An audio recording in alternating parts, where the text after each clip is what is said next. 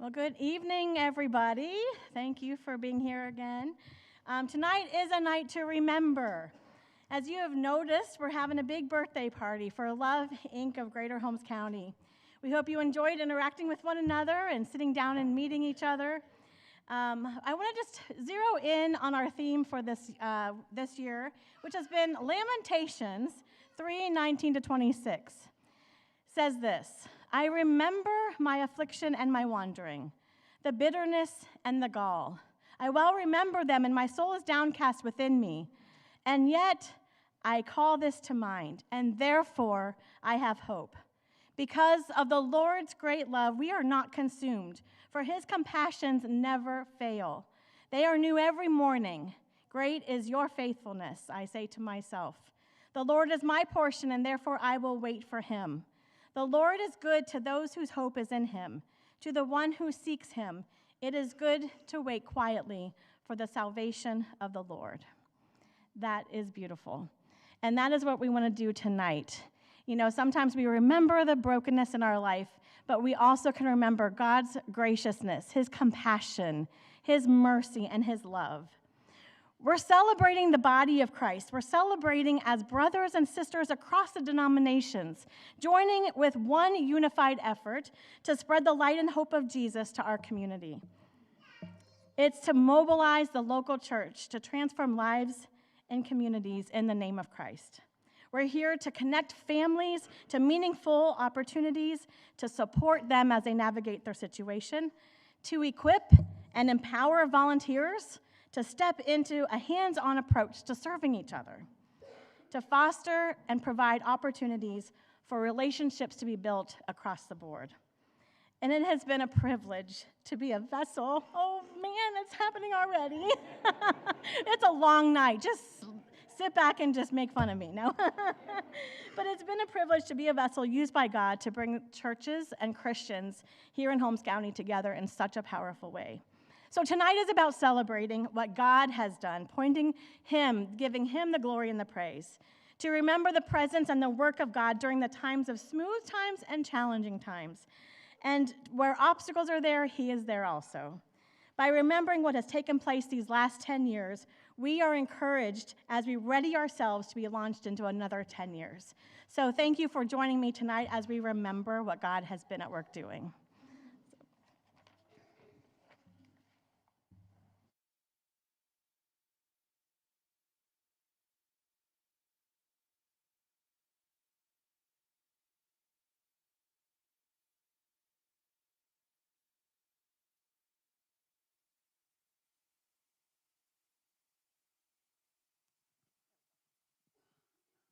That works. Hello, hello. Am I coming through? All right. I'm coming through.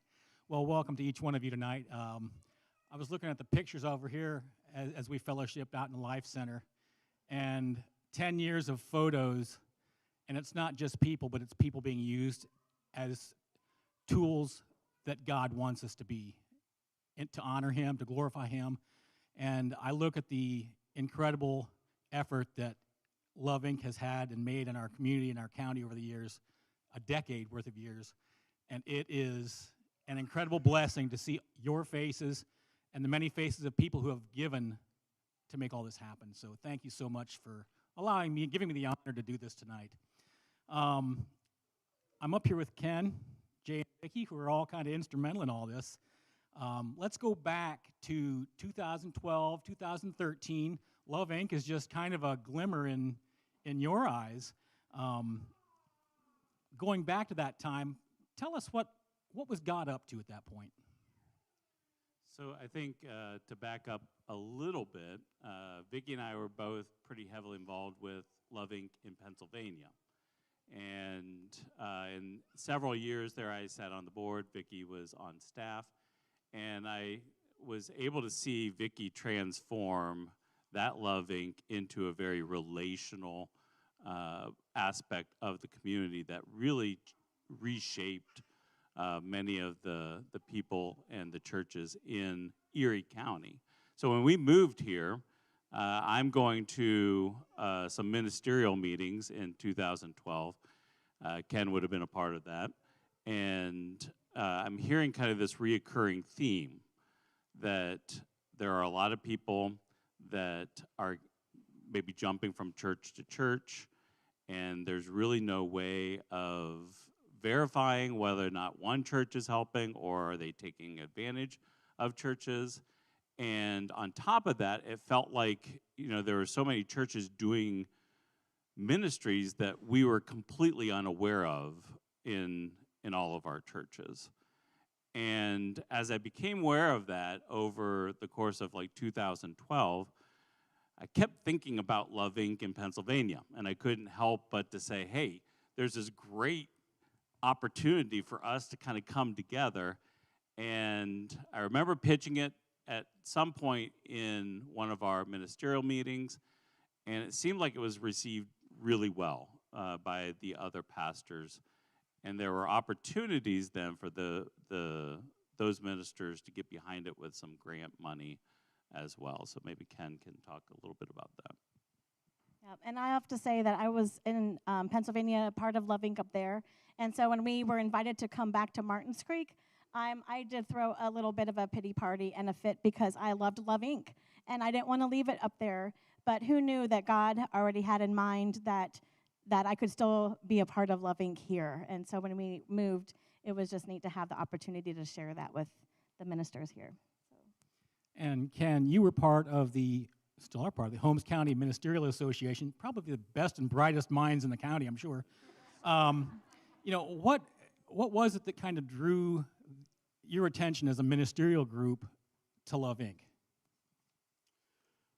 Well, so one, like many churches, the Ministerial Association had a benevolence or an outreach fund, and folks would come to us with various needs, and of course they were approaching churches as well.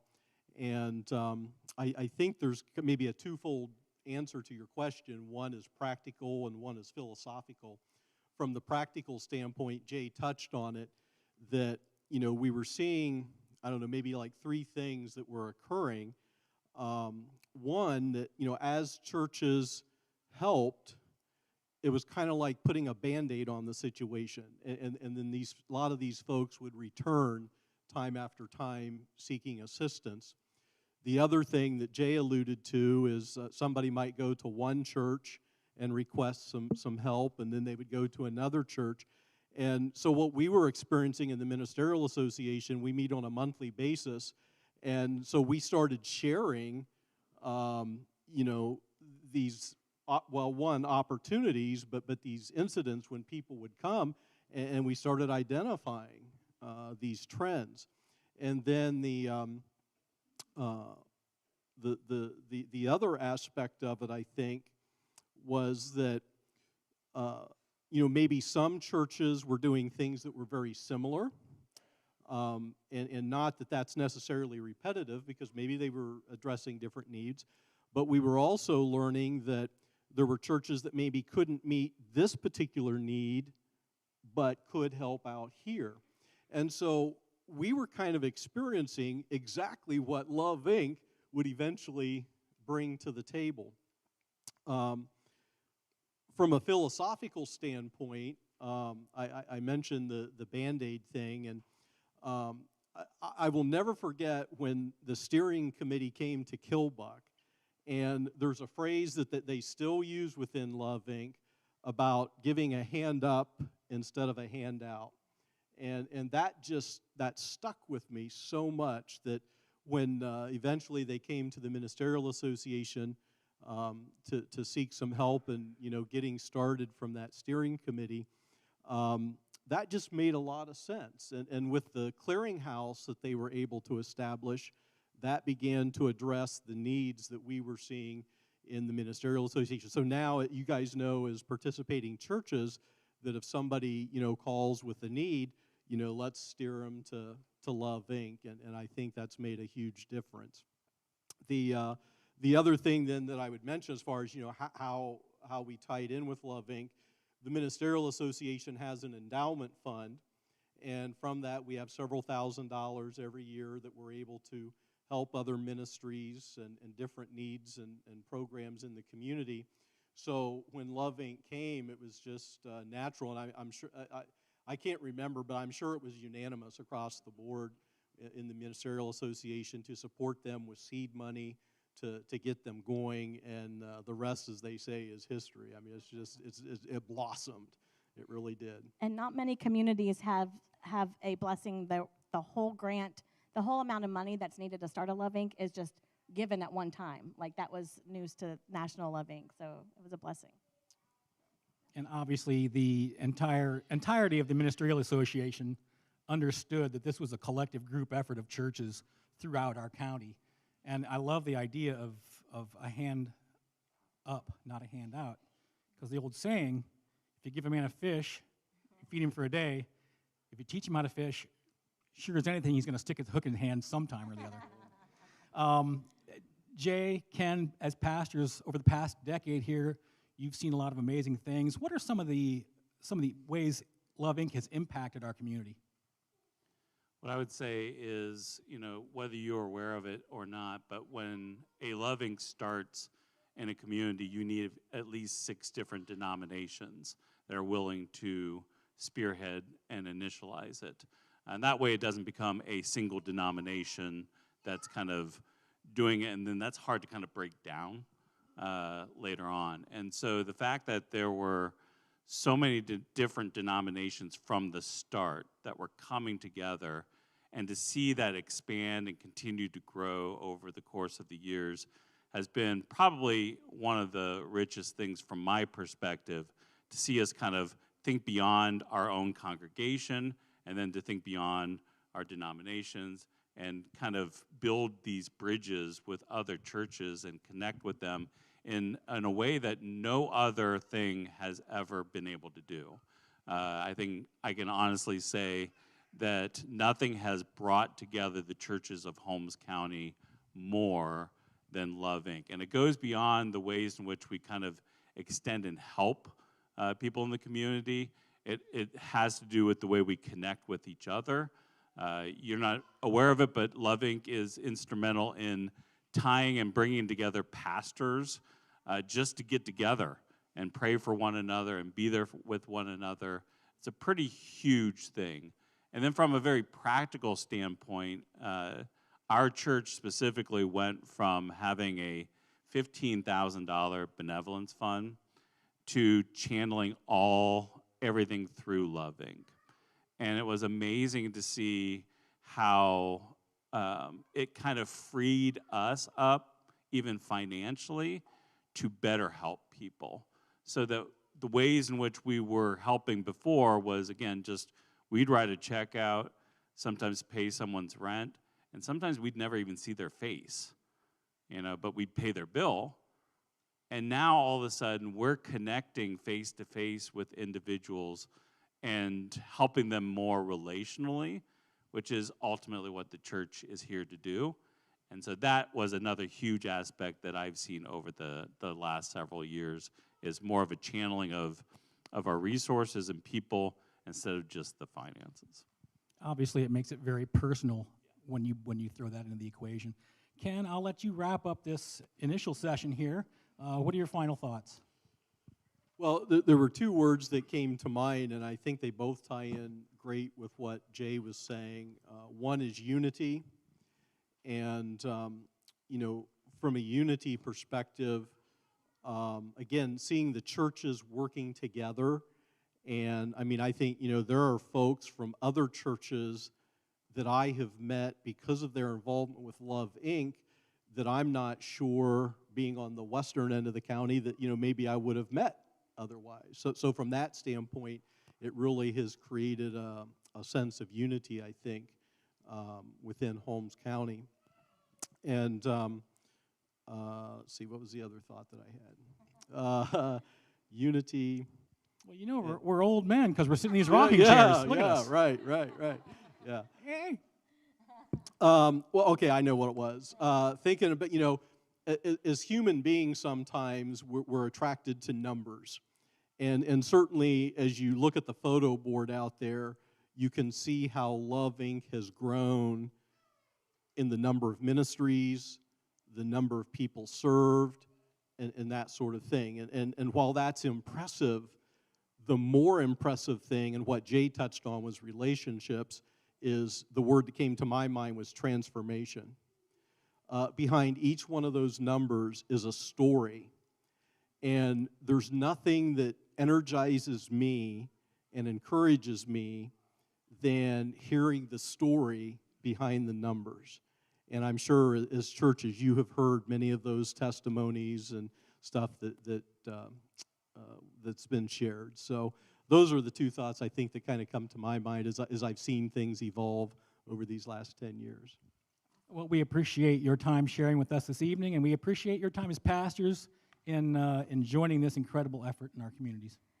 So at this time, all the other pastors who are here as well, I would love you to come on up, and there's balloons at each side of the room. So pastors, come on up, and your wife, spouse, whoever you're with, come on up with you and add to our tree here. We are so grateful for the pastors and for the churches that are a part of Love Inc. We do interact with about 50 different churches here in Holmes County. And so it is quite a joy to be able to see all of those come together for the common good. We know that sometimes pastors' life, I'm a pastor's wife, but sometimes, it's hard work. And so we want to honor and we want to respect all that you all do as leaders of the churches and just being willing to serve together. So thank you so much. Let's give our pastors a round of applause.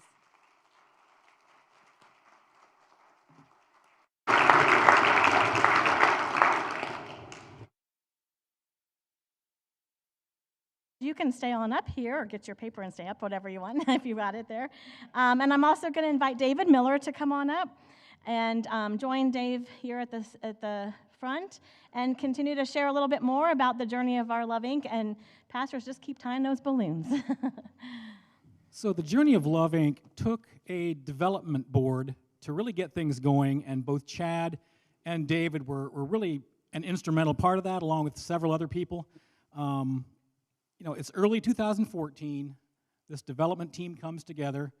What do you remember about that time as you kind of kickstart Love Inc. into action? Yeah, I remember I was on that ministerial meeting where Jay presented the idea of Love Inc., and I loved it from the beginning. One of the things that was good about it has already been mentioned is the collaboration of churches, and it was the same way with our development team. Just a great group, a diverse group of people with different backgrounds. And I think one of the things that stood out to me was our job was to kind of set up the organization. So like we worked on the different paperwork, the 501c3. We talked a lot about who should be on the board, like the different types of individuals that could really help and be, in an organization like that. And then I think one of the easiest things was to decide to hire Vicki. That was very much a no-brainer. When they talked about how they had transformed that other community, I could very clearly see how that could happen in Holmes County. And looking back over these 10 years, it's been exactly that. I think one of the things that since then that I've been able to be in other communities, I see the need for a Love Inc. in so many other counties. I've tried to get some started, and it is very hard to even get churches to talk. So Holmes County is blessed in a huge, huge way to have this kind of collaboration and this kind of an organization. Those are the few things I remember. I don't know, Dave, if you remember some things. I was a part of attending the ministerial group as a non-pastor, but connected to the Memorial Fund that they minister. But anyhow, being a person who worked in the marketplace, to seeing the collaboration and the difference of teaching persons how to fish rather than giving them a fish, just resonated with me when I first at that meeting. In the same way, when it was presented to become a part of some national organization, that means we're collaborating with both the strengths of an organization as well as some of their guidelines. And so I'd disappoint Vicki if I did not mention that the amount of paperwork and bureaucracy that National has developed, good things come out of it, but it's somewhat overwhelming to some people like me. But we navigated that thanks to Vicki's leadership, and in the development board had our training sessions, and we're able to, again, set the stage for a long-term board to do this. And so seeing the way that the transformation is a word that I like to hear, and I have seen in the 10 years as a board, 6 years as a board member, and so just my affirmation for continued ministry to all the people involved today, people like yourselves.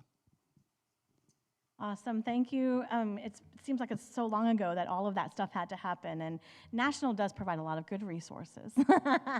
But yeah, they have binders after binders. So speaking of boards, if you have been a part of our board over the past 10 years, I invite you to come up and get a balloon and tie it up, including Chad and David. Unless did you have anything else you wanted to add, or? Are you good? Okay. So we do have, right now, we have 8 board members on here, on our board right now. And like was mentioned, we have a variety on our board. We want denomination variances. We have board members from different parts of the county. We have board members with different skill sets, and it's just always been a joy for our board to get together. We had somebody say that this was the best board they've ever been a part of, and so I feel like we have a lot of fun. There's a lot of camaraderie that happens, but there's a lot of business that happens and a lot of prayer and discernment. But yes, I'm glad. Oh, AJ's not up here. Where's AJ? Oh, he's counting and tallying things up. But yeah, we have a great time together. We meet once a month. And just, tackle whatever comes our way. So let's give our board of directors a big round of applause.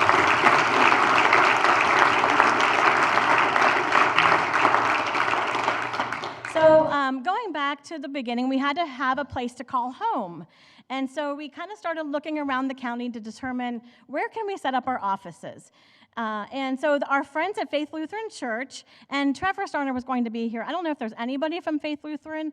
If you are here, you're welcome to come up to represent your church to get a balloon. But they had space in their building that used to be the doctor's office, Dr. High in Houston. Is that right? High in Houston? And so we accepted that space, and because it was a doctor's office, they had sinks in each one of the rooms that we first started with.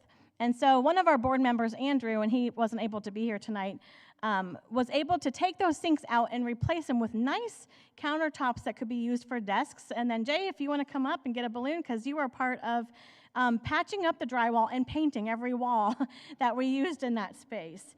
And then we also had Irene Burgett was on the board, and she went around to the local businesses and got some really pretty things and clocks and just added to the environment of our doctor's office space.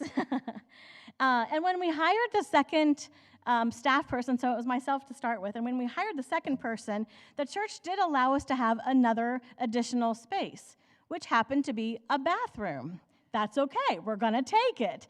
And so we hid the bathroom. We had really decorative, dividers that we hid the toilet and the bathtub, which then became the clearinghouse coordinator's office. So Debbie got a chance to be a part of that too. So then Faith Lutheran was going to do some renovations to their space, and they said we were not kicked out, but we're welcome to stay. But we discerned as a board that we were continuing to grow, and so maybe this was God's way to say, hey, go ahead and find another place. So Nolan Mackey was on our board at that time, and he was a realtor, and so he was we were visiting all kinds of spaces out there, looking around to see what we could find, and I found it very God-like that he happened to be on the board as a realtor when we're looking for this space. And then, of course, Dave Mass, come back up and take a balloon, and because Dave writes articles about us. I don't know if you've ever noticed that or not. But he wrote an article that said, hey, Love Inc. needs a new home, and he really highlighted that. And so when people asked, what are you looking for? What do you need? And I would just describe our dream. I just would say, hey, we're looking for like a place that would have a big open room that we could have some meetings and trainings. It would be great if we could have 5 to 6 little smaller office spaces for our phones and our staff. That's my dream, but hey, we'll take whatever the Lord has. And so one day, Carol Norman, Carol, if you want to make your way up here, Carol Norman from the Presbyterian Church, she was such a delight. She was our neighbor at our offices at the Salvation Army. We loved partnering with the Salvation Army. And Carol was there, and we'd have our little cups of coffee together. And so she said, hey, come over to our church at the Presbyterian Church. We have some space downstairs. So Debbie and I went over, and we looked, and we're like, yeah, I think we can, this would be great.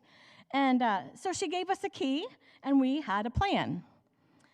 Well, meanwhile, God was at work in different ways. So way back, Lori Klein, come on up, but way back before even we started, Lori and I were sitting over here at, well, it was Klein's at the time, and we were having this heart-to-heart conversation about our community and how we just knew God was at work doing things. And we were both talking tonight how we remember this conversation so well. And so then her daughter, so Johnny, if you want to come on up, the same day we got a key from Carol, and we were super excited about that. Oh, and by the way, if you need help tying, Troy's going to help you as well. I totally forgot about that part. Sorry. But Troy's happy to help you tie to the tree. So anyway, Johnny Bickle calls me on this day that we got the key. And she says, hey, I saw the newspaper article. Thank you, Dave Mast. I saw the newspaper article that you need a space. I wonder if you want to come over and look where our pregnancy care center has been working out of. It's in the same office, same building as the Love Center Food Pantry. She wondered if we'd come take a look. So I called Debbie up, and Debbie was like, we just got a key from Carol in the Presbyterian Church. I'm like, yeah, so let's see what this is all about. So we went, and Pastor Larry, if you want to come up, and Pastor Larry and some of the team, Donna Miller was there, and we toured the space, and we sat down on the couches in the front room, and it became pretty clear that this was going to be our next home. There we go. It was a large space in the front. If you've ever been there, you'll know it's a large space, meeting space in the front, and 6 little offices that we have for our offices. I mean, you really just can't believe how God provides. Yes, we can. We can believe this. But wait, what about Carol and the Presbyterian Church? We didn't want to be rude and disrespectful and not take their space. And so I remember coming to her and said, Carol, this is what's happened now. And she's like, oh, good for you. Go for it. She's like, I just didn't want you to be homeless. And so thank you, Carol, for your graciousness, and you're part of that story. So thank you all so much. Let's give a hand for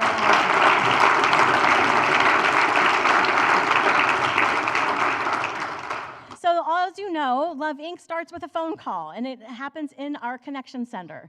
And when we first started, we were open Tuesdays and Thursdays, 9 to 12. And as time went by, we needed to expand those hours because we received more and more calls. Even on the first day that we opened, November 4th, 2014, we had phone calls. And the phone volunteers that were there, we answered those calls, and that was exciting. So I was the director and the clearinghouse coordinator, 20 hours a week to start with. And then we were able to grow, and we were able to hire our first Connection Center coordinator, Michelle Young, who now lives in Florida. And we have a little video of her sharing about her Connection Center coordinator role. I say clearinghouse and Connection Center because it used to be called clearinghouse. Now it's Connection Center, so that's the same thing. But anyway, we're going to hear Michelle share about her role as the first coordinator.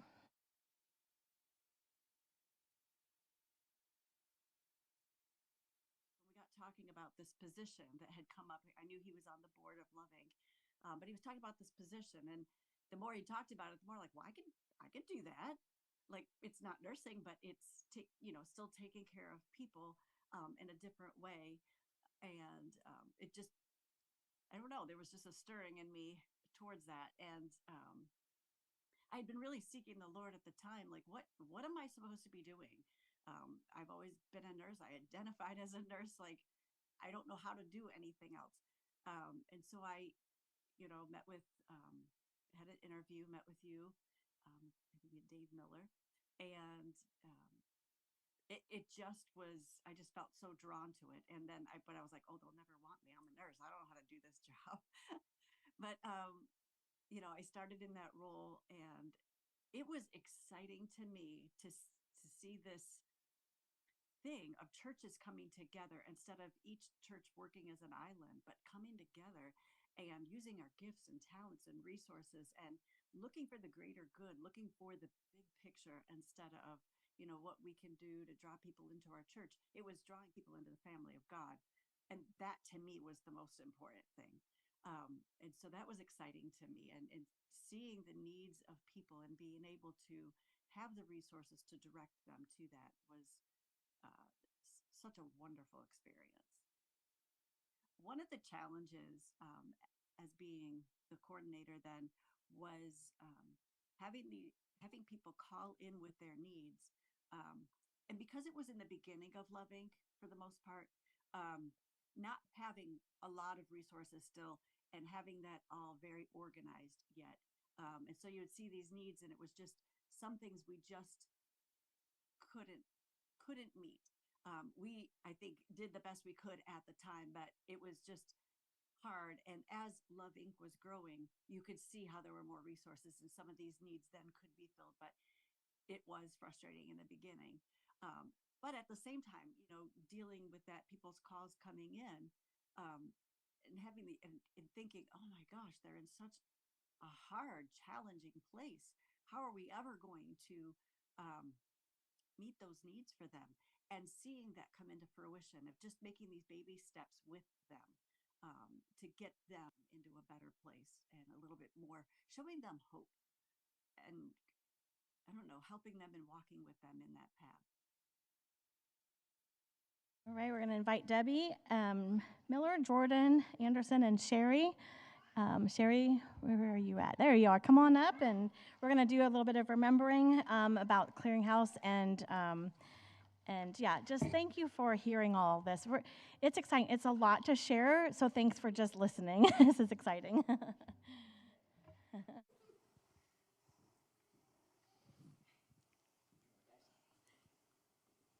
All right. For those of you who don't know, let's just raise your hand when I give Debbie, Jordan, and Sherry.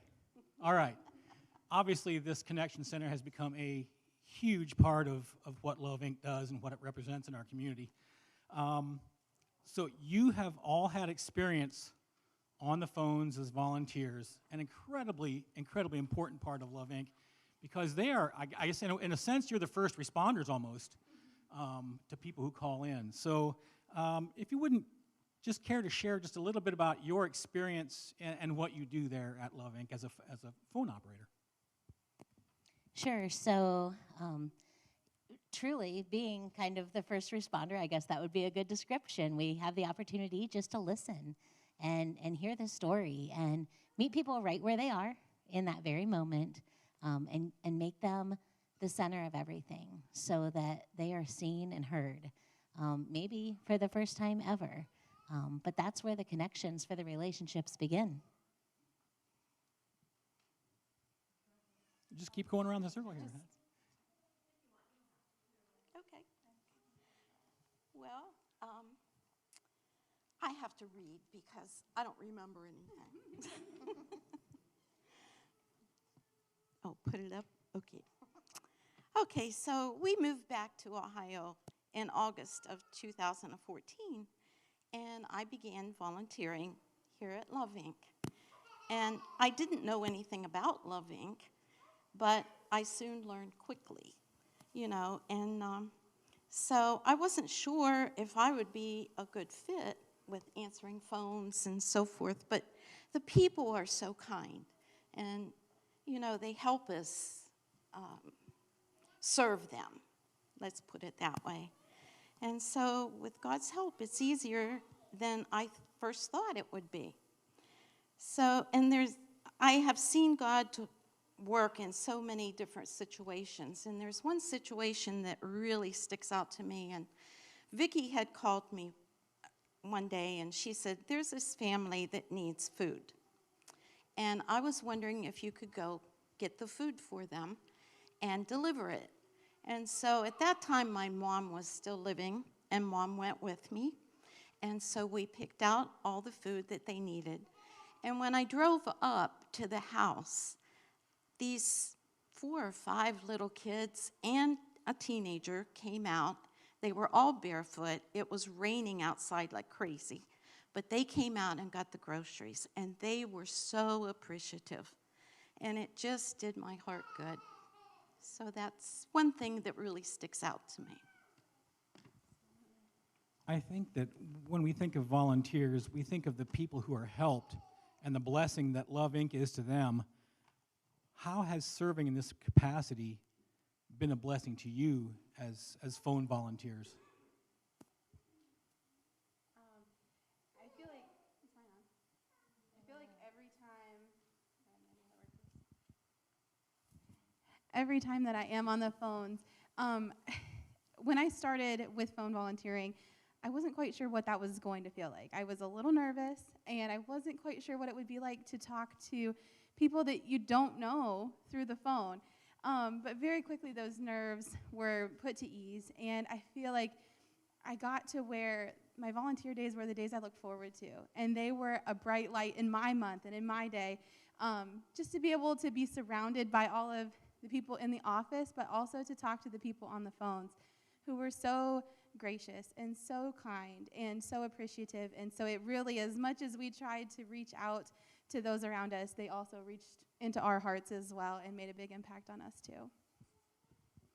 And that's a beautiful part of Love Inc. that I think extends, that just shows how God works through our lives as we serve Him. He touches our lives as well. In 2017, Michelle transitions back in nursing, and suddenly a phone volunteer takes on a new role. Debbie, you become the Connection Center coordinator. Talk about what led you into that role and how God called you to that. Well, this is a really fun story, and it definitely is an only God thing. So I had actually been working at the Commercial and Savings Bank in customer service. I loved it. Amazing group of people, excellent opportunity. You get to connect with people on the phone. You might be seeing some connections there. So I was doing great. I was planning on staying there a very long time, and I was working part-time, and people kept saying, "When are you going full-time? Like, you could explore this opportunity, and you could maybe do this project with me and my team." And I was thinking, I have arrived. Like, this is going to be amazing. I am needed and wanted and useful here. And kind of getting a little blown up maybe in my head perhaps. And then I had a dream one night. And in my dream, I was walking through kind of this grassy area, and it was gorgeous. It was the most thick, lush grass you could ever see. And every step I took, another flower just blossomed, just poop, right in front of me. And they were just everywhere. It was the most beautiful place in nature I had ever walked. And far off into the distance, there was a mountain. And at the top of that mountain was Jesus. And he was saying, "Come, keep coming, keep coming." And he's calling to me. And I did a quick blink. And when I opened my eyes, I saw a mountain that was almost as tall as the other one, just a tidbit shorter. And on the top of it was the CSB logo. And I know, it was so weird. And I looked at the ground, and all the grass was completely dead and dry, and there were no flowers blooming. And in that moment, I was 100% sure that God was saying, "I have something else for you, and you have made this a high place in your life, and you need to be done now." So that was at 4 in the morning. I laid there wide awake, trying to figure out, like, can this be right? What, am I understanding clearly? And I waited. My husband woke up at 6:30, and I hit the ground running. Like, I don't talk in the morning, and I had all these words for him, like the moment he was awake. This is what happened, and this is what I saw, and I think this is what God is saying. And he said, well, then you need to go turn in your notice today. And I said, well, I can't do that. Responsible people don't just quit. I don't even have anywhere to go. That doesn't even, and he said, did you hear God tell you to do something? That is the only time my husband has ever been confrontational, probably in his whole life. And I said, yes. And he said, then that's what needs to happen, and I am supporting you in that. And so I went into work that day, and I called my supervisor and the person above her to meet with me, and I said, I need to turn in my resignation. It's just kind of a personal thing. Everything here is great, but for personal reasons, it's time for me to be done here. And so I wrapped up my time there. And then, kind of like the growth of a baby, it took 9 months before Michelle went back into nursing. So for 9 months, I was like, what am I doing? What is it? What is the thing, God? So I just kept volunteering because I had a lot of time on my hands, so I just kept showing up and answering the phone. But it prepared me for the other portion of what he wanted me to do when it was time for Michelle to move on to the next portion of things. And then the really cool wrap-up on that is that a couple years ago, Love Inc. was recognized by the Chamber of Commerce for got a community service award. Here's what it says, to Love Inc. of Greater Holmes County. And guess who presented this award to Love Inc.? Yeah. It was Eddie Steiner from CSB. And I was like, oh my goodness, what a full circle moment. God is so good. And that even led to some really beautiful partnerships with CSB through through the clearinghouse, through our faith and finances. And so there was purpose in all of that. The timing just had to be exactly what it was. What an unbelievable story, a beautiful story. Thank you for sharing, Debbie. You know, Vicki, I'm going to guess that over the last decade, there are probably countless stories that you could share, that people have shared with you, that sound very familiar to that. I mean, that same listening to God calling, I want you to come, I want you to serve, I want you to give back to others. Yeah. I'm sure there's a lot of that. There is. And my goodness, I usually do programs within an hour. It's not going to happen tonight. If you need to leave, I understand, but we just get so excited, so we're going to keep on going. But at this point, if all of our phone volunteers would make their way up here, and Debbie is going to share like some snippets of who our phone volunteers are, and we're so thankful for them. So come on up, phone volunteers, and grab a balloon if you need help. Troy is back over here to help you. Right now, we have 20 phone volunteers. Some of them come in weekly, some bi-weekly, some once a month, and sometimes they even just need to take a month or two off because life happens. But we have 20 phone volunteers right now coming from lots of different churches, and I'm just going to go ahead and name those churches. We've got Kilbuck Methodist, Walnut Creek Mennonite, Ripley Church of Christ, Zion Reformed Church, Nashville Church of Christ, Berlin Grace, Millersburg Grace, Millersburg Methodist, Millersburg Mennonite, Sharon Mennonite, Gateway Fellowship, Bars Mill Church of God, Clark Township Baptist, St. Mary's from Denison, and The Branch in New Philly. That's a lot of churches represented by phone volunteers. And, you know, I just think if it took 10 years for us to need 20 phone volunteers, I wonder how many we're going to need in the next 10 years. So we have a couple in training right now, and we're looking forward to having more in training. Every single one of us that stepped into this role, we're like, okay, I'm a little scared. I really don't know what I'm doing, but I would really enjoy loving on people during the time that they're just maybe going through a rough time. So we just look forward to working with whoever God sends to the office, saying, I'd like to learn a little bit more about what it might look like to be a phone volunteer. Let's give the phone volunteers a round of applause.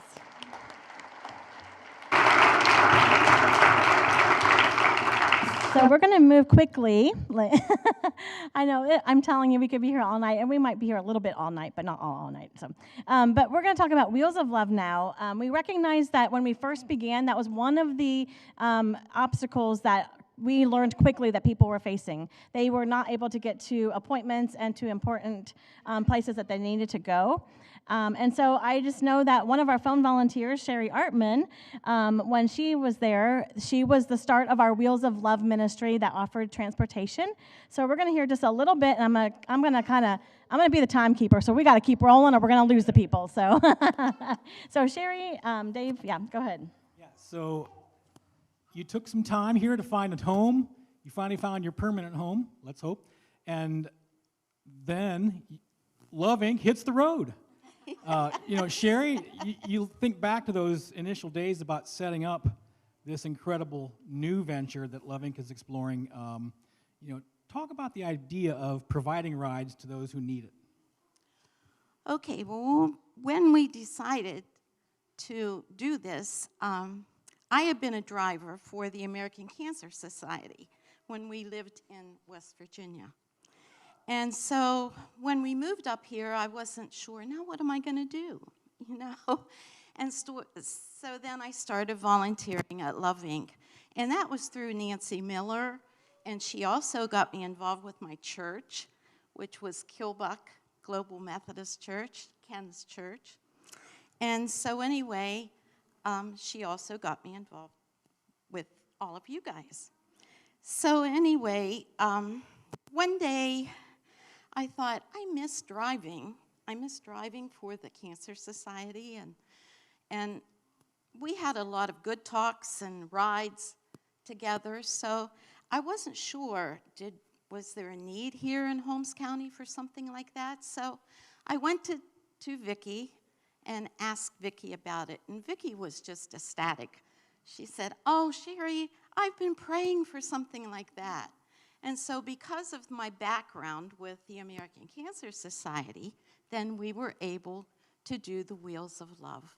And I love every minute of it. But, of course, I'm not driving as much as I used to, but Jordan is a sweetheart. So she does all the calling now.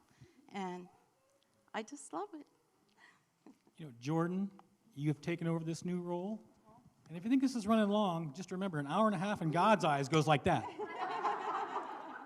So, as the new coordinator, talk about your experience and where you see this moving as you move forward with this program. It's been really exciting to take this on. I've been doing it since January, and it's fun to be in this role because I get to talk to not only the riders and the drivers before their rides, but also afterwards and hear the follow-up.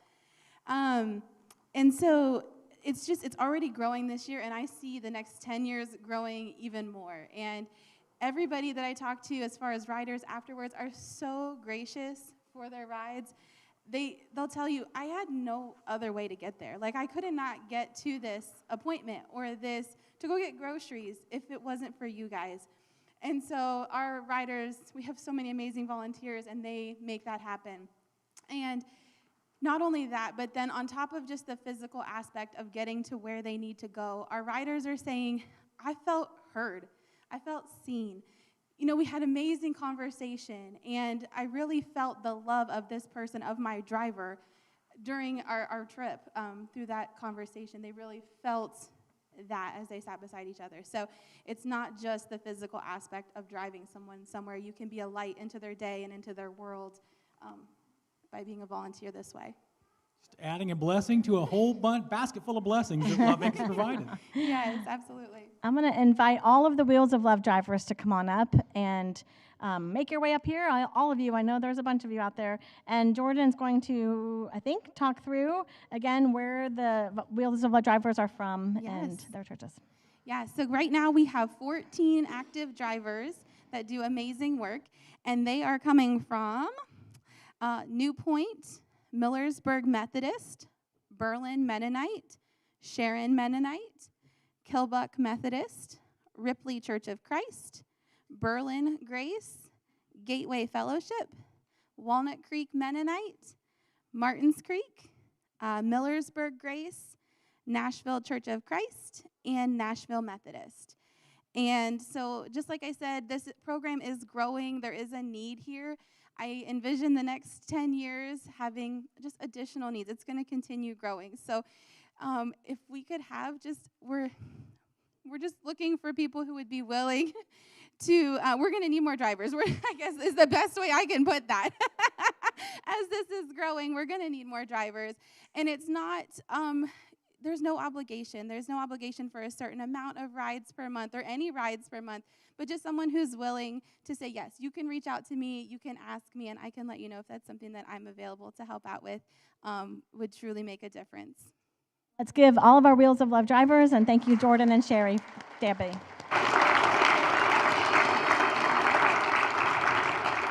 Next, I want to invite up anybody who is part of a GAP ministry. So if you're a part of a GAP ministry, come on up while I share about that. You're not moving, some of you. Yeah, I know there was a lot of them who couldn't be here, but, oh, Lori, you're a part of a GAP ministry? Yeah. So, okay, we're going to keep on rolling here if that's okay, and then maybe we can see what we got at the end. But so I'm going to just read through the GAP ministries again, just filling in the gaps of resources in our community. Yes, there we go, Marcia, thank you. I was like, I feel like there's more out there. John and Barb from Faith Bible, are you still out there? Where did they go? Oh, what kid up here? Okay, Ripley Church of Christ and Longenecker has Baskets of Blessing. Ripley also has Blessed by a Blanket. Faith Bible Church has Linen Ministry and a Shoe Ministry. First Presbyterian Church has gas card and food card ministry. Friends in Need. St. Peter's Catholic Church originally, when we first started, had a gas card ministry. Millersburg Church of Christ and Pleasant View Mennonite have school supplies. Millersburg Christian Church also has a baby ministry. Living Hope Outreach has kitchen ministry. St. John's Covenant has a birthday gift ministry. Millersburg Methodist Community Church has gas cards. Provia helped launch a lot of these things. They did a freezer meal, and so we have a lot of freezer meal ministries in Trinity Fellowship, Millersburg Methodist, Kilbuck Methodist, and more. And then Nashville Church of Christ has a cleaning coach ministry as well. So let's give all of our GAP ministries.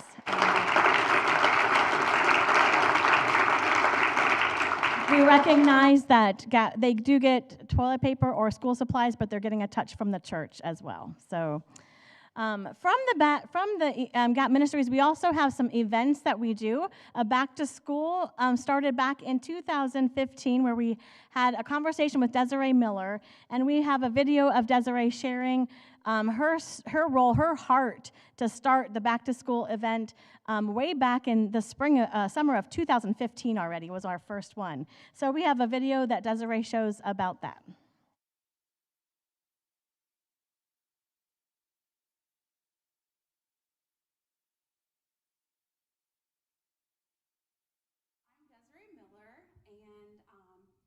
My first interaction with Love Inc.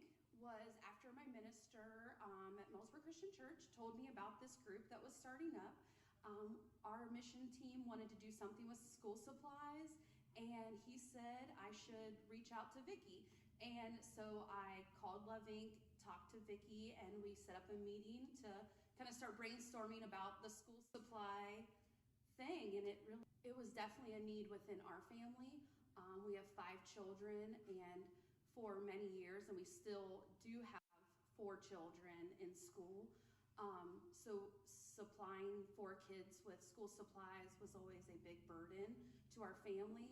And so it was something that I was passionate about. And I never thought it wasn't possible. Mm-hmm. And I just think that's the God factor in it. Because right away, that first year, I remember Vicki looking at the calendar and said we had 5 weeks. And Vicki is contagious in her faith and just being like, okay, let's do it. And we just hit the ground running, and we pulled off that first one within 5 weeks. It started just locally, mainly with one church springing it, and then several people coming in. We're talking handfuls of people, to now, I don't even know the number of churches, but I want to say 20 plus churches are coming in, volunteers from everywhere, including the community.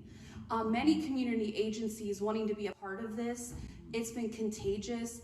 During the events, it is so very apparent God's presence and the interactions we have with families every year leave us in tears, moved, and excited to do this very exhausting thing every single year. And we just see God moving in it every year. Part of the Back to School Bash in any way. I know it could be a lot of you, but I am going to invite you to come up. If you were shoppers, traffic directors, registration volunteers, bouncers, we have a really good bouncer over there, John. Flow directors, I mean, there's a lot of you. Just come on up. And I want to tell you that here in 2024, we had 100 volunteers from 28 different churches that were volunteering, who had a blast interacting with 379 students and 164 families. So Millersburg Christian and Pleasant View Mennonite have the school supply ministry from there. But let's give all of our back to school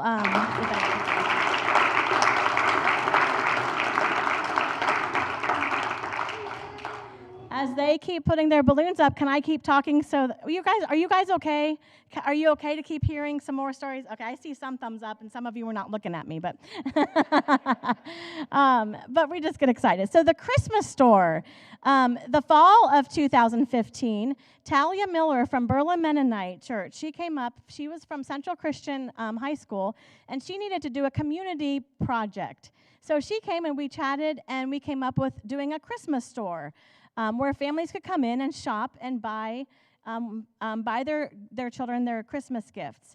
And so now across the years after 2015, we have 3 different churches who are hosting a Christmas store. We have Light in the Valley, Berlin Mennonite, and New Point.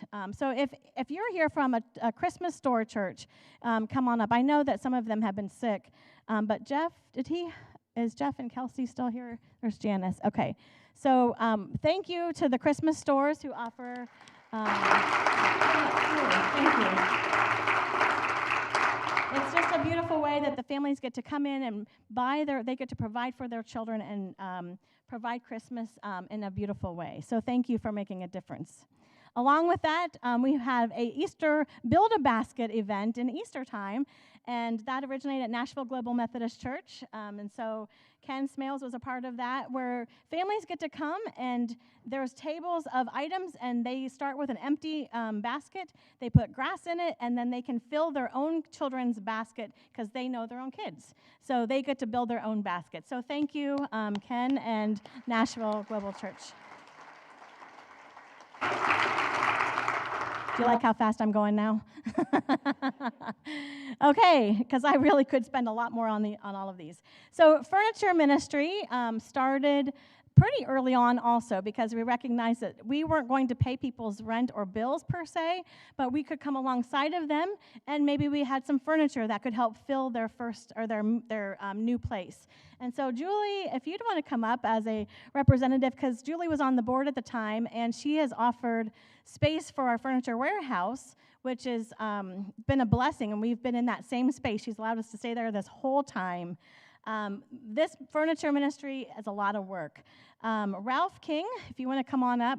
Ralph is our warehouse manager, so David Karen had also gotten some things up and running out at the warehouse. Lori Knapp, come on up. You are our inventory.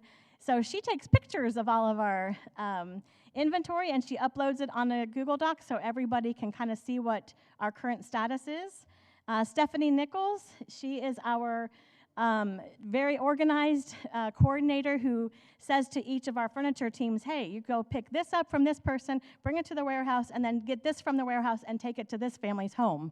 And so she's extremely organized and does a great job with that. So those are the coordinators, and now I'm going to invite anybody who's been on a furniture team. If you have picked up or delivered any kind of furniture, please come on up. I know you're out there, so come on up. We have furniture volunteers from New Point, Gateway, United Dayspring, Broken Grounds, Ripley Church of Christ, Berlin Mennonite, and St. Peter's Catholic Church. And so it's exciting to see how many pieces of furniture get donated and then also get delivered to families' homes. Provia and Jacob and Levi's worked this last year, and they put together 50 new dressers that we could put into 50 families' homes.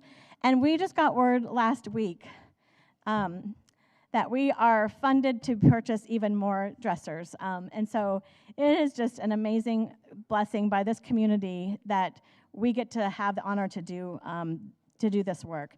So let's give all of our furniture ministry a hand.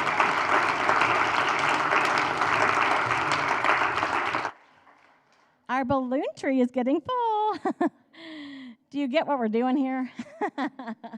By the way, Ralph King is, I think, unless we can keep a hold of him, but he would like some support. So if you are interested or know somebody who could be a warehouse manager who is interested in just taking a look at the inventory, working with the volunteers to get it cleaned and prepared and ready for delivery, come and talk with us. Come out and see what Ralph is doing and see if maybe you would be the one to step in that role next.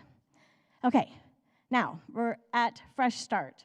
One of the other things that we knew that we needed to do if we weren't paying bills and things like that was to provide coaching and just support in budgeting. And so we held our first budget coach training. John and Barb, come on up, get a balloon, because I feel like you guys were in one of the first trainings there. And then Debbie and I went to Nampa, Idaho, and learned about classes and budgeting, and we came back from that training, and we were ready to launch Fresh Start. And so we started our Faith and Finances class back in 2017, and we have run that ever since then, and we've never had a class where there was no attendance. Every single one is attended.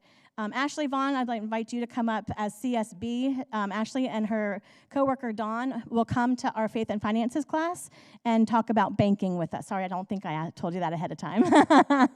I saw you, I couldn't resist. So thank you, Dawn, for being a part of that.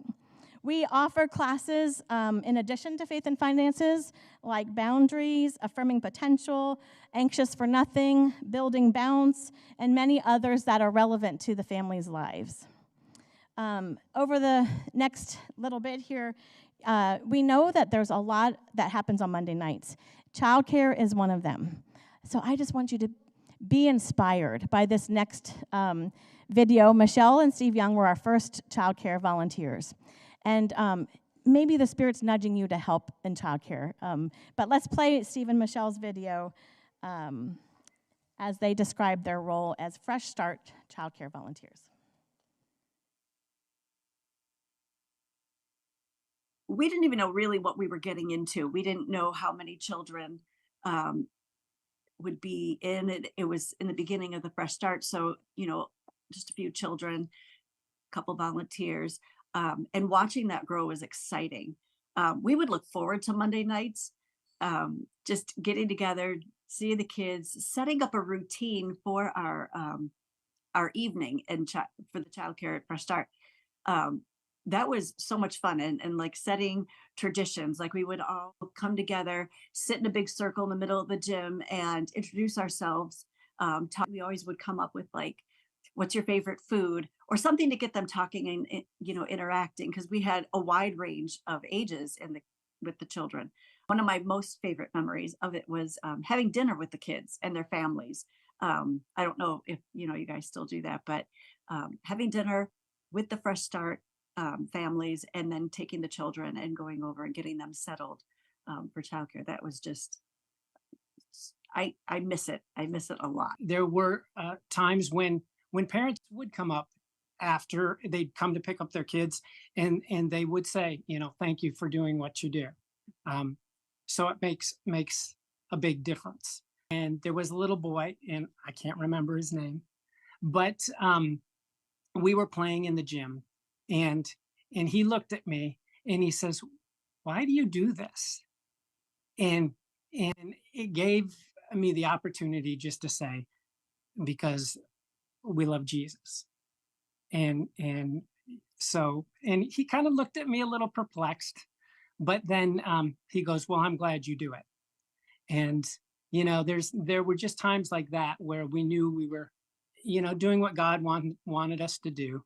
And, we had fun things like playing basketball, or even getting down on the floor and arm wrestling with one particular little boy. And then another thing I remember distinctively is every week asking Jesse, what'd you learn in school today? And, just trying to engage and interact with the kids. I'm not sure if people are aware the importance of having childcare available at these Fresh Start meetings. If we did not have childcare there, these families would not be able to attend these meetings and get their finances on track. They wouldn't be able to attend the classes or attend the dinners.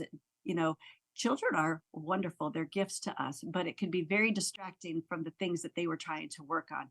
So being able to take the children away, and these parents knowing that these kids were having fun, we really tried to wear them out, and that that they were safe and well taken care of. I think that was giving those parents a peace, so they could just focus on what they needed to be doing in the class.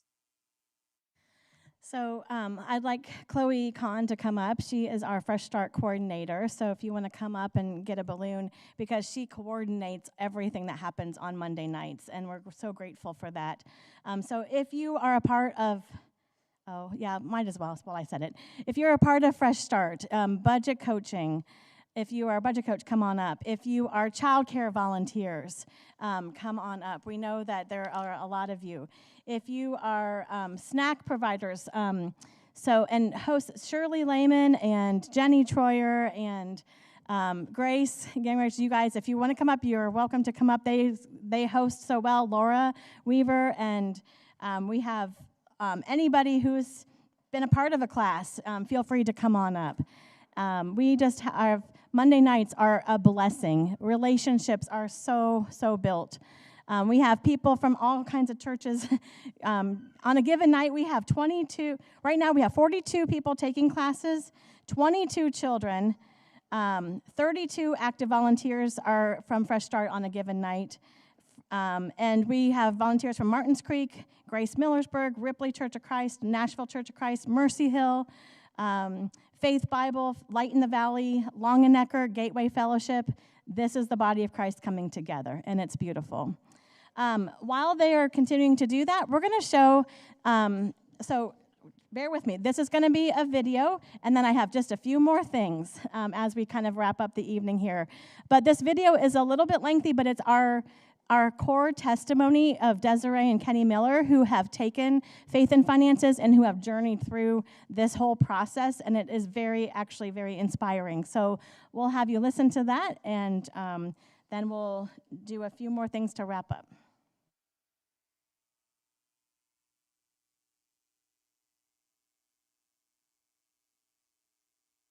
We were low-income family, both working and just living paycheck to paycheck.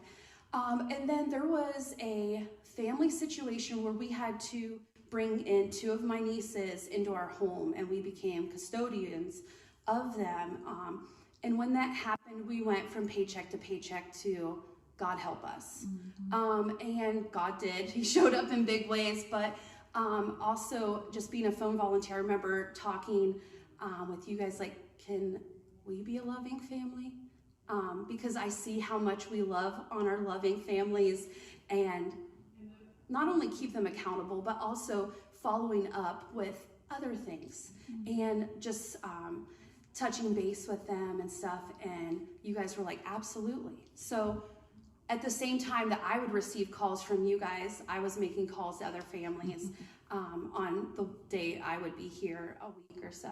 And so when the next Faith and Finances came up, we started with Faith and Finances. We took Faith and Finance back in 2018.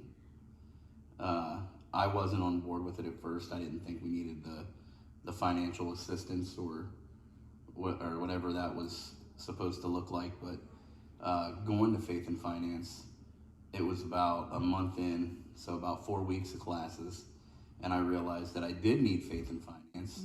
And the people in it made the group.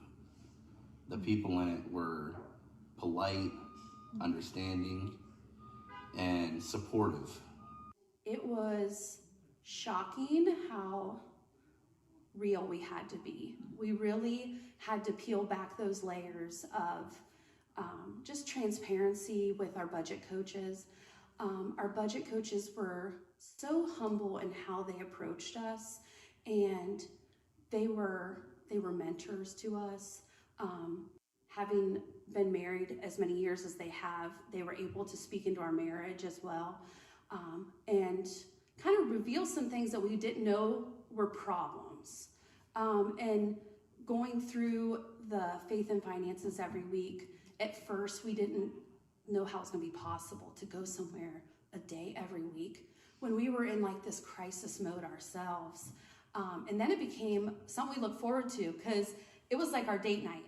We definitely did not have money or time to be getting a babysitter and going out, and we got fed dinner and we got to go and kind of work on ourselves. It wasn't painful at all, you know, so our kind of preconceived notions were immediately dissolved when we got there. We felt loved and cared about and supported, and our lives continued to change and change and change after that and be blessed. I didn't really think about all the money spent in the gas station stops, but then when I started saving the money, I started taking Vaughn to father-son breakfast, I called it. And he loved it. We'd go to McDonald's, we'd play in the play place, and he'd just have a ball there, and we'd spend hour and a half, sometimes 2 hours at McDonald's. Having them hold us accountable wasn't necessarily, you know, shaking a stick at us. They did it very compassionately, they did it very lovingly, and it was kind of like we were their kids. I mean, they coached us as a parent would coach a child, you know. Do you really need that? Is that a necessity, or is that a need? You know, could you do without that? And it was never, just stop doing that. Don't buy that. You can't have that. You know, it was always with a loving touch. And that was clutch, that was key. Because I respond better to, you know, love and affection rather than aggression and orders. Going into Faith and Finances, we had been married, I want to say, 4 or 5 years at the time when we started, and we still had separate bank accounts because we just couldn't find the way to pull everything together. And we had different ideals and stuff. And so this really forced both of us to make goals together and also talk about our bad spending habits separately. We realized how much we were funding gas stations with impulse buys and such, and failing to plan. And it also showed us how much we were wasting in overdraft fees and such. This is my original Faith and Finances book, but I had wrote down in here that the year previous to that, we had spent $2,500 in overdraft fees alone, which at the time, I did the math, that was 8% of our income. And so that alone was significant finding and something that we needed to correct immediately. And then along the process, so part of being a loving family that combined it with all of this was we would come to the food bank and get food like a day a week or twice a month, whatever it was, and whatever amount of money we would have spent in groceries and what we supplemented going there, we paid towards debt. And then when we would get the birthday ministry, we would account for that to be like $50. We paid towards the debt. Anything that Love Inc. supplemented when we received a basket of blessings from Ripley Church. And that money, that basket, it is a basket of blessings. It really is, like, to see like Tide detergent. We didn't buy Tide detergent. That was, to see that in Dawn dish soap, like just seeing that, we put $100 towards paying off stuff. And we paid off our debts. They weren't insurmountable in money if you told somebody you only have $3,000 or $4,000 in debt, but to someone who's living paycheck to paycheck, it weighed on us heavily. And we got all that paid off, and we started working on our credit. But just even Emma, she's trying to save money to get a car, and I told her that, you know, we didn't have the money to give her for a car because we didn't give the first two that got licensed money for a car. I said they worked for it, they saved it, and they bought their car. I said, you're gonna have to do the same thing. And now she's a month and a half in and over $1,000 saved. Love Inc. also invited us to do the Christmas store, and I remember going out to Light in the Valley, and I forget her name, but she welcomed us so warmly. She's short and blonde hair, she's beautiful, and Leah, okay. She welcomed us so warmly, and I had several kids to buy for at that time. We had 7 in our care at that time, and she's like, I got you. She's got a baby on her hip, and she's just helping me. And, you know, we really had such a wonderful experience knowing that we were going to be able to give them a Christmas because we were prioritizing as much of our money as we could to paying off those debts to put us in a better financial situation. Then I was like, maybe I should go back to school. I have an unfinished degree out there, and I decided to go back to school, and I will be finishing my RN degree in 2 months. In December 11th, I'll be graduating, and I have no doubt that none of that would have been possible if I was still living in crisis mode. We would not have been able to allow me that time to go to school, or my mental capacity wouldn't have been able to do that. So honestly, Faith and Finance is the reason that we have what we have today. It helped us so much with responsibility, knowing what we can buy and what we shouldn't buy, when we should buy it and when we shouldn't buy it. The people in it really made it the greatest. That's the best part of it, the people. Applause to God.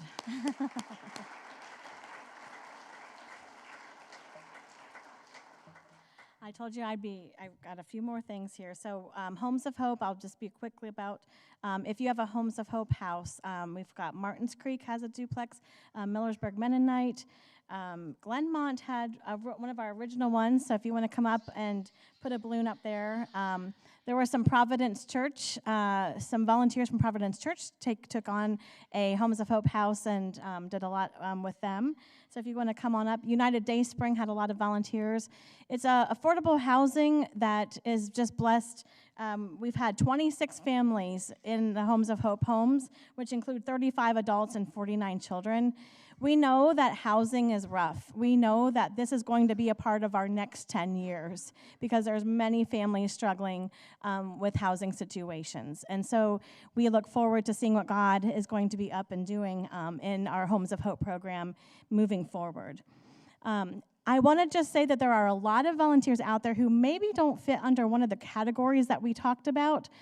So if you are what we call one of those skilled volunteers, you know, maybe you've done car repair, yard work, home repairs, volunteer runner, food delivery. If I missed anybody out there, card ministry. Phil and Sharon, you guys make such beautiful cards and you write notes to everybody. If you want and don't mind coming up and putting up a balloon, you're welcome to come on up. But anybody else that, has been a part of that in any other way that we haven't mentioned. My fear of tonight is missing somebody. And so I just want to make sure that everybody is definitely, oh, there we go. Thank you, Phil. We also have amazing businesses in our community. Again, CSB, if I start naming them, I'm gonna miss somebody. Look in the back of your program, our event sponsors. We have businesses that do golf, our golf scramble sponsors. Save and Serve did an impact day for us. It's just amazing what Christians and the local businesses are doing and just coming alongside. Again, not necessarily Love Inc. It's through Love Inc., but it's to our community, directly impacting the lives. And so, as you can see, the body of Christ is here in Holmes County. We are at work. God is transforming, really no words are needed. You just saw the body of Christ, and this is just a fraction. This is just a fraction of people that are at work in our communities. If you are stirred and nudged to volunteer, you know where to find us. And we are going to be doing an offering here in a little bit.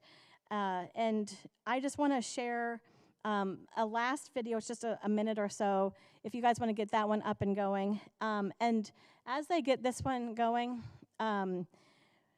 we're going to watch this last video, and then we're going to do an offering. And so our board members will kind of go back to the back to get that going. And then I have a special surprise visitor who's going to close us out, who happened to be in town, and I'm going to bring him up to close us out with an encouraging word and prayer, if you don't mind. So I'll invite him to come up in a little bit. So hear this encouragement from Steve and Michelle, and then we will take the offering and close up the evening here. So.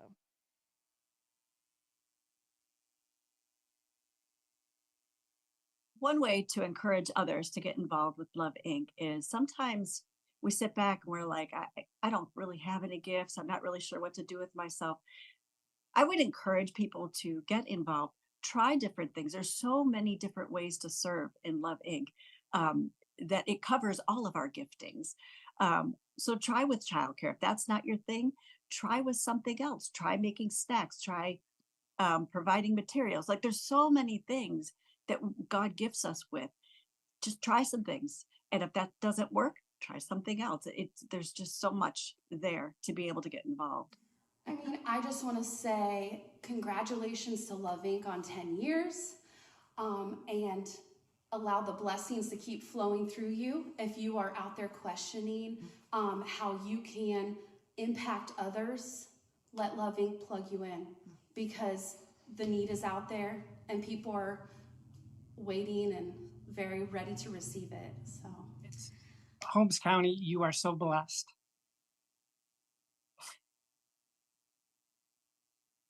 To have a ministry like this, and great churches that work together for one purpose, and that's to introduce people to Jesus. So I would encourage you to be part of it.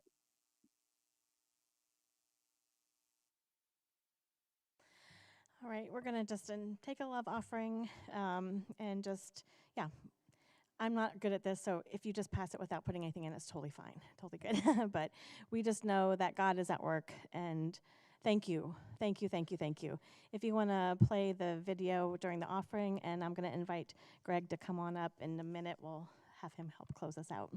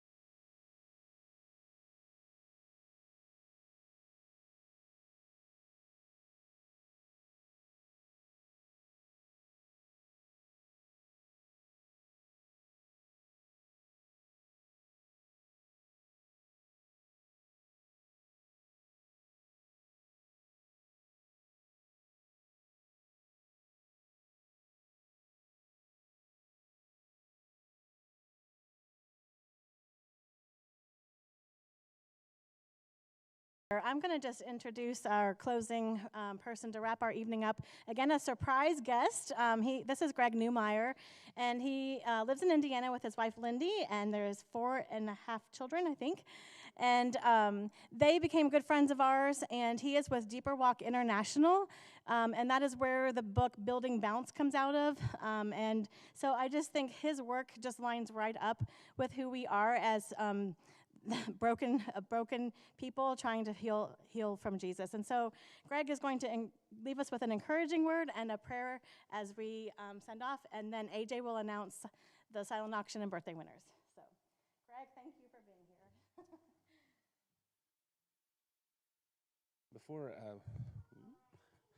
Before I say anything, I haven't seen or heard mentioned, but has there been an extension of gratitude to Vicki?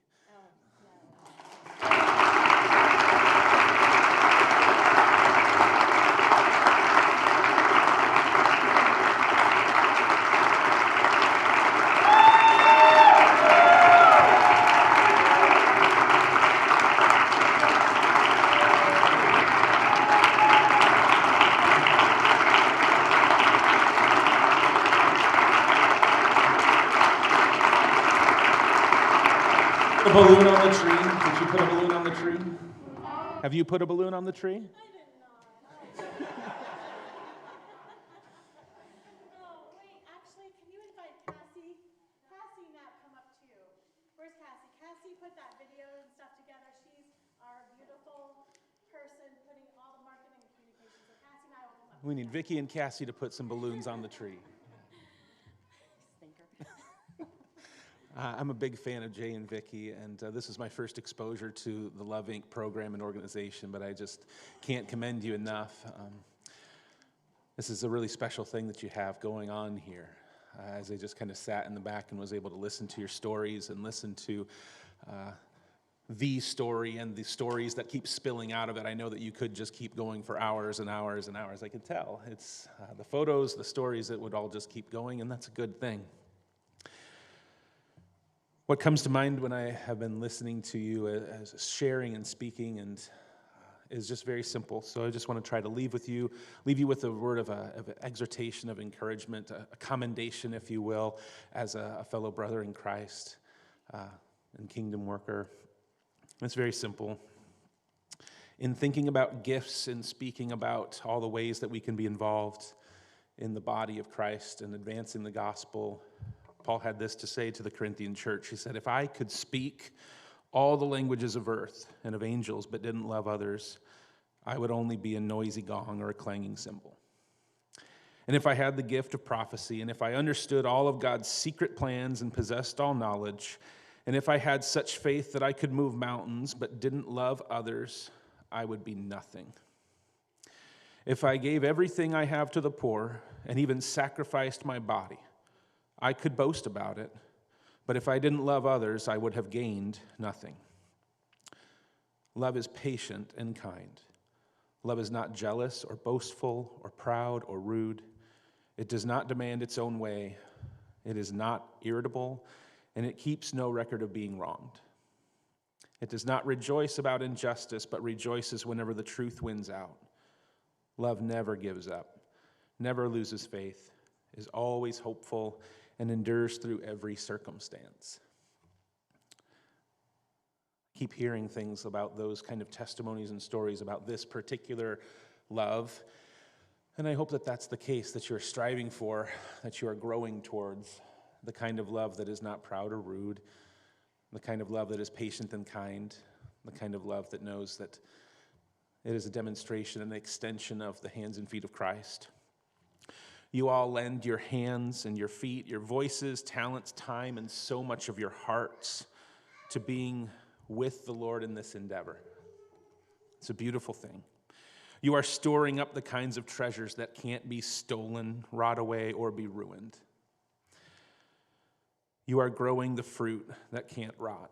You are investing in a treasure that earthly riches can't compare to. And what's more, you are helping others discover a more secure and connected kind of real, lasting life by introducing them to the everlasting love of God that is completely and fully demonstrated in Jesus Christ. You are living out the hesed of the Lord, who was called the one who sees me, by a woman who was cast off and all but forgotten. I just want to encourage you to press on.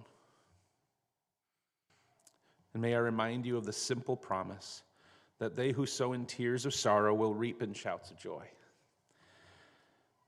Our ministry has a lot to say about joy, and that's been kind of where the wheelhouse with Deeper Walk has been for the last few years, is investing in the joy of the church, investing in the joy of families, the joy of our discipleship, and the joy in the Lord. And I can't help but notice that if ever there was such a thing as a joy tree, I think it's right there. The lift in so many stories, if you keep adding to that, I think that tree might just float right away. May it be so. So with regards to this celebration, we know that just because you're part of something that has an urgent mission doesn't mean that you work in a hurry. And we don't serve alongside a hurried Savior. I'm very glad for that. No thing worth doing ought to be undertaken hurriedly or impatiently, even though the mission at hand is important. So I'm glad to hear the stories that you share here tonight. Stories of perseverance and resilience, determination and faithfulness, to keep your eyes wide open and hands ready to serve wherever and however the opportunities are presented. But I have to say that I hope and pray with you all that this has only been the beginning of the Holmes County Love Inc. story. That these first 10 years are just the first 10 years. Am I right? Yes, that's right. These are first 10 years are just the first 10 years. Don't hurry into it. Be patient. Be deliberate. Keep your hand in His and know that everything on His timing is as it could possibly be, and the best. Would you pray with me, possibly even standing if you're able? I'm going to steal another prayer from the Apostle Paul, because I think the Holy Spirit was giving him the best words. When he says, "When I think of all this, I fall to my knees and I pray to the Father, the creator of everything in heaven and on earth, and I pray that from His glorious and limited resources, He will empower you with inner strength through His Spirit. And then Christ will make His home in your hearts as you trust in Him. Your roots will grow down into God's love and keep you strong. And may you have the power to understand, as all God's people should, how wide and how long, how high and how deep His love is. May you experience the love of Christ, though it is too great to understand completely. And then you will be made complete with all the fullness of life and power that comes from God. Now all glory to God, who is able, through His mighty power at work within us, to accomplish infinitely more than we might ask or think. Glory to Him in the church and in Christ Jesus and in Love Inc. of Holmes County, through all generations, forever and ever." God, I thank You for these people. Father, I thank You for Vicki, for her team, for each one of these volunteers. I commend them, God. I commend them into, I know that You are so proud of them, and I ask that they would feel the beaming delight of Your face shine upon them, knowing the joy of Your delight over their lives and their sacrifice and their service and their tears and their hurting muscles and their hard conversations. God, and I pray that it would continue to be a flourishing beacon of light in this place, that many would come to know that there is hope beyond the darkness that they have lived in, and that hope is found in You. Strengthen them with the strength of Your Spirit. Give them courage and wisdom for the days ahead, for Your name's sake. Amen.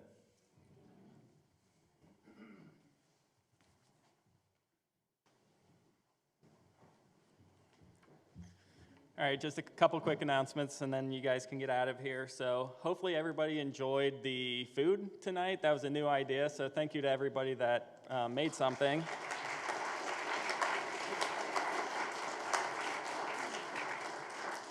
So we do have a winner from that, and please see me. I'll be out by all the baskets after this. Chatterbox Cheesecakes was the winner that got the most donations, so... And then for the silent auction winners, please see me afterwards as well. So Koblenz Chocolates went to Elaine Firebaugh. Razor Scooter went to Eleanor Runyon. River Radio Basket went to Jacob Hammond. Green Ridge Basket went to Ken Miller. And then the Sycamore Run Scenic Point Basket went to Jacob Hammond. So please see me afterwards. Thank you for everyone that came tonight. Love Inc. would not be what it is without every single one of you here tonight. Vicki told me to remind you that you get an extra hour of sleep tonight so we could keep you a little longer tonight. So we look forward to serving with all of you for the next 10 years after this, after that, and in the future. Thanks for coming, everyone.